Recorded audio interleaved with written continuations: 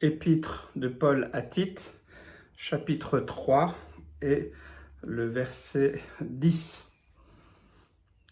Paul donne un conseil à Tite.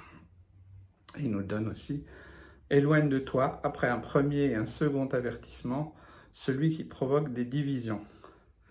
Sachant, verset 11, qu'un homme de cette espèce est perverti et qu'il pêche en se condamnant lui-même. C'est un sujet délicat.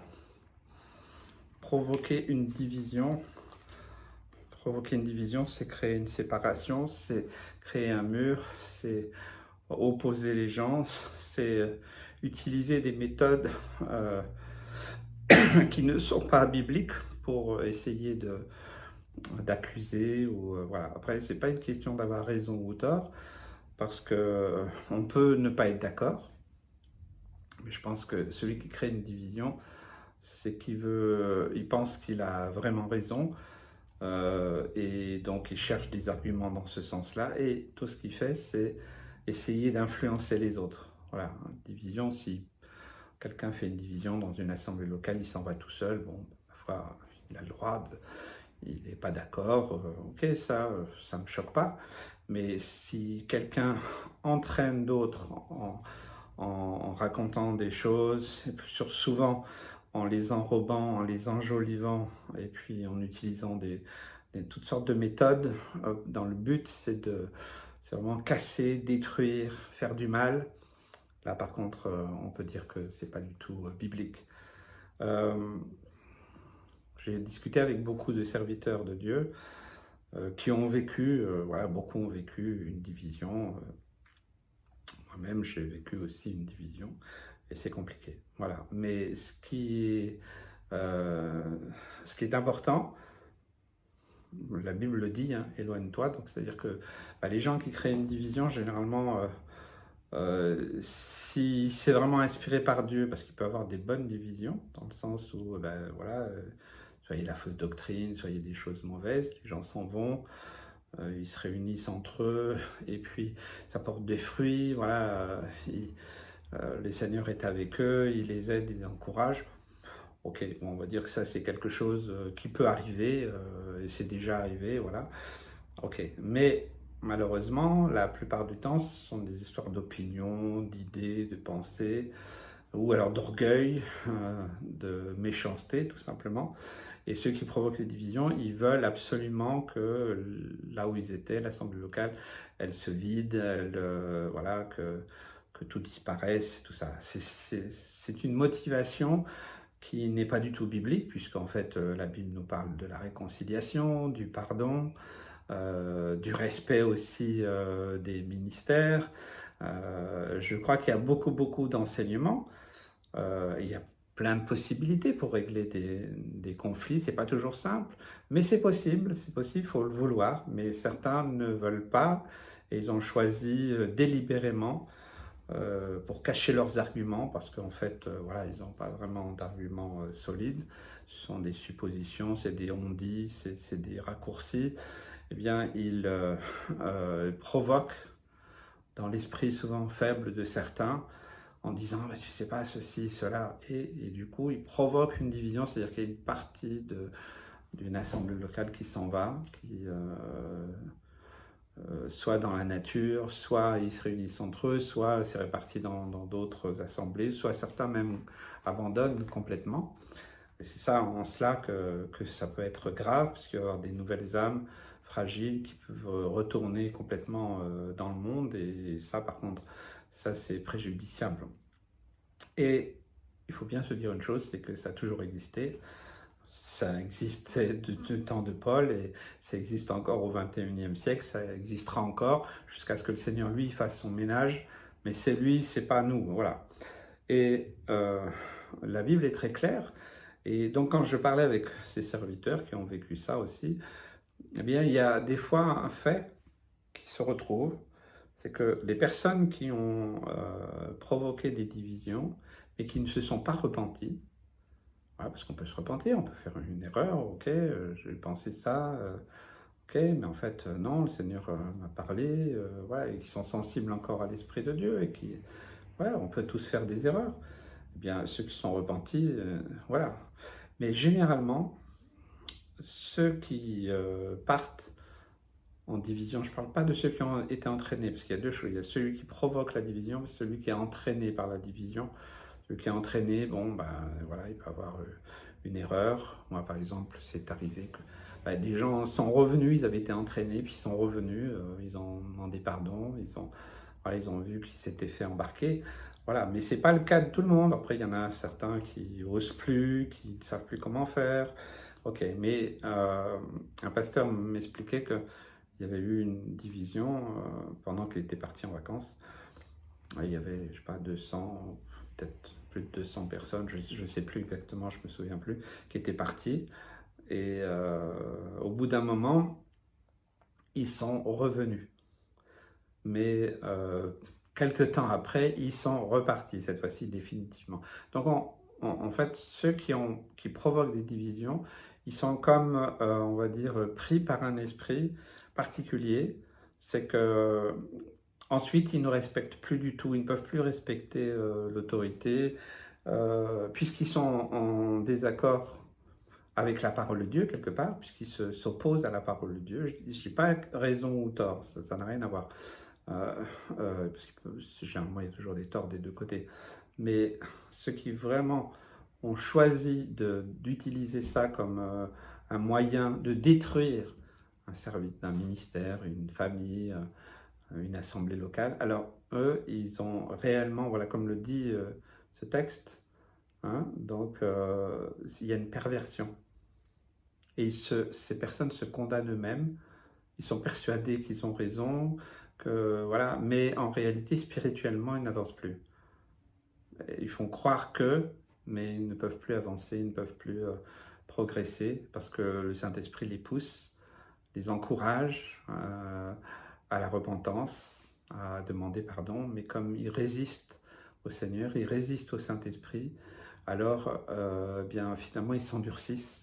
Et à cause de leur orgueil, eh bien, ils ont du mal à accepter quoi que ce soit. Donc c'est difficile parce que même s'il y aurait peut-être un élan pour régler, mais s'il n'y a pas de repentance profonde, réelle, biblique, alors il peut avoir le risque que c'est que charnel et que ça peut recommencer dans un autre lieu où ils sont. Et certains, malheureusement,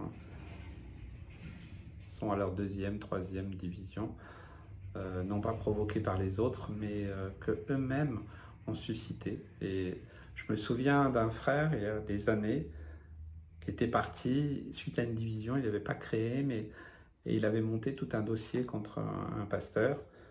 Et j'ai pris beaucoup de temps avec lui pour parler, pour prier. Et puis, un jour, il a vraiment, il s'est repenti. Il avait un dossier complet qu'il voulait mettre donc en justice et tout ça. Et moi, je lui dis, écoute, laisse le Seigneur régler cette chose-là. Ne t'en prends pas à un serviteur de Dieu. Voilà, il aura ses comptes à rendre. Mais voilà, pour que toi, tu tombes pas dans l'orgueil, tu sois pas aigri. Et il acceptait de demander pardon à Dieu, de se repentir. Alors vous me croirez ou non, mais quand j'ai prié pour lui, une ombre est sortie de lui. Vraiment, une ombre très noire est sortie de lui. Et depuis, sa vie a changé complètement. J'ai vu cet homme vraiment être changé, d'être transformé. Et bien sûr, il sert le Seigneur encore ailleurs, mais voilà, il n'a plus jamais participé à ce genre de choses. Il a vraiment reçu une délivrance. Et je pense que ceux qui créent une division, ils ont besoin pas seulement de la repentance, mais d'une délivrance. Parce qu'il y a vraiment quelque chose de mauvais qui rentre en eux. C'est pas une question d'avoir raison ou tort. Parce que, bon, on est des êtres humains, on commet tous des erreurs, mais diviser, casser, détruire, mentir, fabriquer des choses, c'est une dureté extrême, c'est très violent. Et moi je sais que j'en ai beaucoup souffert, même physiquement, voilà, même une forme de dépression, et ça a été loin. Voilà. J'ai eu l'occasion déjà d'en parler, mais j'ai été très loin, même très limite. Mais bon, le Seigneur m'a restauré, m'a m'a guéri, m'a renouvelé, m'a redonné cet élan pour continuer, malgré tout. Vous savez, quand il y a pas mal de gens qui s'en vont, c'est très douloureux. Quand on aime les gens, ce sont toutes des personnes que j'ai beaucoup aimées, aidées, encouragées, priées pour eux, pour leurs conjoints, leurs familles, leurs enfants. Voilà, on a partagé beaucoup de choses. C'est toujours difficile, mais il faut avancer. J'ai pas de ressentiment, j'ai pas de rancœur, j'ai pas de haine, j'ai rien. Vous voyez, il y a ceux qui provoquent la division, puis ceux qui subissent la division. Et des fois, c'est difficile. J'ai vu des serviteurs de Dieu aigris aussi, qui voulaient en découdre parce que voilà, on leur avait fait du mal. Et vraiment, le Seigneur m'a vraiment guéri. Ne pas être dans cette dimension-là. Pour moi, s'il y a il n'y a pas de question de pardon, parce que voilà, vous savez, des fois, on croit que le pardon, c'est tout et n'importe quoi. Non, je pense que le pardon, c'est vraiment s'il y a offense. Hein. Donc, je crois vraiment et des fois, il faut s'excuser, puis des fois, il faut demander pardon. Mais des fois, tout simplement, il faut aussi se repentir, s'humilier, et puis veiller à la réconciliation. Voilà. Et ça, c'est une œuvre du Saint-Esprit. C'est le Seigneur qui peut le faire. Et moi, je me réjouis et j'ai prié longtemps intérieurement, oui, pour vivre cela. Et certainement, j'ai déjà vécu, mais j'espère le vivre encore. Donc, faisons attention dans nos milieux. Des fois, il y a les opinions, des fois, la façon de faire, de ne pas se laisser entraîner par une personne, qui que ce soit. Voilà. Hein, la Bible nous dit, ben, si quelqu'un, d'ailleurs, des gens ont réagi dans l'Assemblée en disant non, il faut s'éloigner de cette personne. Ce que tu dis, voilà, ne fait pas écho. Je ne vais pas écouter ce que tu dis. Mais le problème, c'est qu'il y en a qui écoutent. Et du coup, ils se font polluer, et puis après, c'est compliqué. Mais, vous savez, je me dis toujours, moi, j'aurais à rendre compte pour toutes mes erreurs, tout ce que j'ai fait, j'ai dit, j'ai pensé, mais chacun aussi aura à rendre compte. Si la division avait conduit à ce que j'arrête le ministère, que l'Assemblée soit fermée, évidemment, là, le diable aurait gagné. Mais ce n'est pas du tout le cas. L'Assemblée a continué, elle grandit de nouveau. Le Seigneur a renouvelé mes forces et voilà, il m'a remis dans les rails, voilà, parce que dans son amour, voilà, c'est ce qu'il voulait. Mais voilà, je me dis, nous pouvons vivre et subir ces choses-là. Peut-être c'est difficile de régler les conflits. Verset 10, éloigne de toi, après un premier et un second avertissement, celui qui provoque des divisions. Il faut s'éloigner après avertissement. C'est pas toujours facile, c'est pas toujours simple, mais je crois qu'il nous faut être plein d'amour, de grâce, et être prêt toujours à la réconciliation. Et mon cœur est toujours prêt à la réconciliation, à l'amour. Je me dis, je sais que j'en ai même rêvé plusieurs fois, de prendre ses frères et sœurs dans les bras et dire combien je les aime et combien tout ça, c'est... Voilà. Je me souviens de ce que Dieu a fait et puis le reste, bien, je le laisse. C'est Dieu qui sera juge et ça sera bien mieux. Moi, je ne suis qu'un homme. J'ai aussi des défauts et je crois vraiment que c'est important que nous puissions avoir tous bien, le même regard vers la parole de Dieu. Ce que dira au verset 9, je l'ai déjà dit dans d'autres, notamment Paul à Timothée, évite les discussions folles, les généalogies, les querelles, les disputes relatives à la loi, car elles sont inutiles et vaines. Souvent, ça part de là, les débuts de division, c'est qu'on commence à tout discuter, tout remettre en question, et tout mal interpréter, et puis après croire qu'on est visé personnellement. Donc, vous voyez, c'est un processus, la division. Ça ne se fait pas du jour au lendemain. Mais bon, le Seigneur savait. Des fois, il faut aussi accepter de laisser partir les gens. Voilà, maintenant, si des personnes sont dans d'autres assemblées qui vont bien, ben merci Seigneur, moi je me réjouis pour eux. Et puis voilà, après, quant à ce qu'ils ont fait, ce qu'ils ont dit, c'est plus moi qui suis en question, c'est entre Dieu et eux. Et voilà, moi je crois vraiment qu'il nous faut être sage dans ces choses-là. Alors c'est vrai, à une certaine époque, quelqu'un qui provoquait une division, il n'était pas accepté dans une autre assemblée locale, parce qu'il y avait des lettres de recommandation. Aujourd'hui, c'est plus le cas. Et ça, c'est peut-être un souci. C'est-à-dire des gens qui ont créé des troubles, ils vont aller dans une autre, et puis au bout d'un moment, ils vont recréer des troubles, et puis ils vont ailleurs, ils vont ailleurs. Ça existe, malheureusement, ces personnes-là, et du coup, ils se sont jamais remis en question, sont jamais repris, puisque finalement, les autres les acceptent. Et finalement, ça fait des dégâts dans plusieurs endroits. Bon, qu'est-ce qu'il faut dire? C'est comme ça, c'est le monde dans lequel nous vivons. Les gens ne restent pas fidèles dans leur assemblée locale comme avant.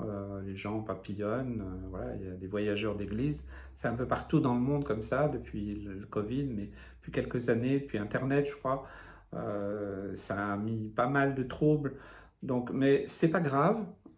Il faut continuer à prier, à avancer, à proclamer le nom de Jésus. Ne nous occupons pas de tout ça.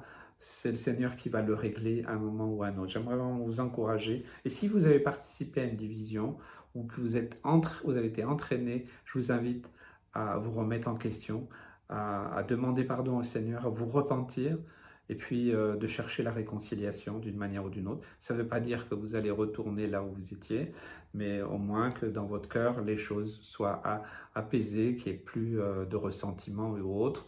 Pour ce qui est de raison ou pas raison ou ceci, laissez ça entre les mains du Seigneur. Chacun aura à rendre compte pour lui-même. Et tant que les choses ne sont pas vraiment avérées d'une manière claire et c'est que bibliquement, alors il faut laisser le Seigneur gérer ça. C'est la meilleure manière pour continuer sa vie chrétienne dans la paix, dans l'amour. Alors je nous invite tous à ne pas vivre dans la division, mais de vivre dans la réconciliation. Que Dieu vous bénisse et vous encourage. Je vous aime.